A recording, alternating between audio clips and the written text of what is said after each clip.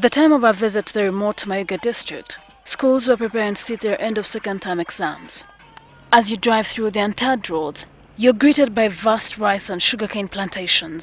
It's these fields that provide a source of livelihood for those in the low ranks who come to work here on estates owned by businessmen who enjoy the trappings of wealth like medieval kings. Many school-going children also eke a living here. However, it's in these fields that the future of many school-going children turns into a cruel absurdity. Dawson Mugabe, a primary 5 pupil at Busila Primary School, toils for the whole day to earn 500 shillings. He'll need to work for another 5 days to pay for school dues. Abatugobye n'okwida mu kibali okunoonya ku akasente ak'okutwala ku isomero okola ebibuuzo. Byayimeka. Tenda ku 2,500. Mugabe missed his second-term exams. He could eventually drop out of school like others, as the community reveals. Aye ndagana mweta bano abaana nga 10 bali kulo bansonzi aye nga bali kwa bazaire baibwe. Nabuuza ku n'omwana naka nti ayo osoma ati nsoma nti baba ali ati aliyo nti ayi lwaki tosoma yankoba ati nze baba yandobera okusoma. Ndina abaana 14 abaana bendina bebange kyokka abaana abo okusomesa kulya kwenda sente okulima niwo lima ekintu ng'ekibalo ekyo tulima aye wayagana nga byo kutemera ku wano nigale bazira kufuna muwaire katono. In an area with grinding poverty and a large population explosion, parents alongside the children offer cheap labor and toil the whole day on these farms. In turn, they are paid a paltry salary, a job that bears the semblance of modern-day slavery. Omuzadde oba tolina ki kasente olina abaana nga 7 abaana 7 oluusi eka n'emmere yakubuza okola ki okulya. Others join their parents on the pale blue waters of Lake Victoria to fish. One cannot tell Mayuge's flawed education system without visiting the schools. The conditions at Rwandera Primary School, a government-owned school, mirror the ailing state of education in the district. Because you find one teacher rotating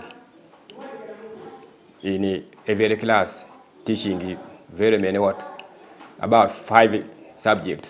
As one class is in session, another is taking place in the same building, only separated by an improvised sisosak.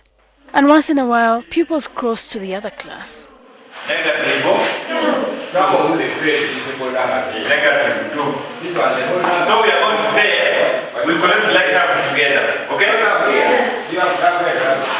Those that are unable to access classrooms are bundled under trees. These girls have to juggle class and cooking for the teachers.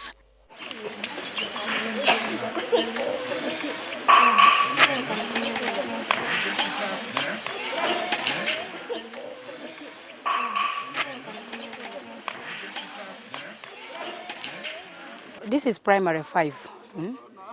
That is primary 4, and then primary 3. This is primary 6. At Mairinya Muslim Primary School, which was previously a private school, has been converted into a government school with makeshift structures. When the weather is bad, find that the classes are interrupted. I'm forced to join these classes. Sometimes P6 can be brought back to primary 5 or taken to primary 7, depending on what lesson, which may favor them to be joined at that material time. Since government took over the school nearly 5 years ago, one permanent structure has been set up. It has taken about 10 years when it is government aided, but actually they still, our children still are taught under the tree.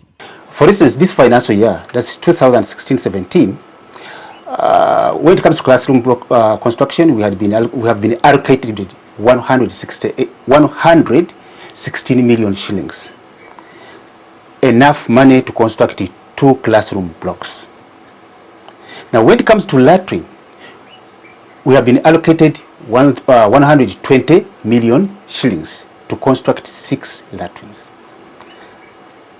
So, what does it imply? That within this financial year, we are going to construct 2 classroom blocks and 6 latrines. That's for the entire district? For the entire district. When strong winds blow, the blackboard often gives way.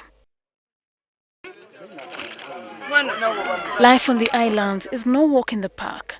We sailed on a rickety boat for about 14 kilometers towards the deeper recesses of Malongo Island. Because of the absence of any government or privately owned school, the community has set up this makeshift primary school. Like the pupils on the other side of the lake, the education offered here is a far cry from what should be offered to learners. Nsuubira okuva wano okutuuka ne kusoma eddala wairi waliwo kilometers nga 12. Ate era nalyo sirya gavumenti. Kati abaana bano nga balaba abato bano baba tebasobola kutambula kuva wano bagende ewala eyo. And yet the educational challenges are not limited to infrastructure. Lack of enough teachers. Because you find one teacher rotating in every class, teaching very many about 5 subjects. It is mostly sensitization. Yes, they still need to be sensitized to see the value. Because they have not yet developed that attitude of, say, admiring, wanting to be someone better in future. It is not in them yet. In the entire 14 sub-counties in Mayuge district, there are 7 secondary schools. Distance mpanvu mailo nga 7. Omwana okutambuza ebigere. Kati omwana olumalako P7 emuli okumpi n'abeera nga university yagituuseeko ng'akwata enkasi agenda wa mu nyanja. This is a normal day at Smart Angel Primary School, and on my left is a primary 2 class in session. Just a few steps away, in the same structure, is a primary 3 class in session. But that's just not all. Right behind me is a primary 1 class. Like the motto suggests here, hard work pays. The teachers hope that it will be hard work rather than the structures that will pay for these pupils at the end of the day. Shiran Wuchere, NTV in Mayuge district. Yes, yes. Come and pray. Not today. Come and pray. Not today.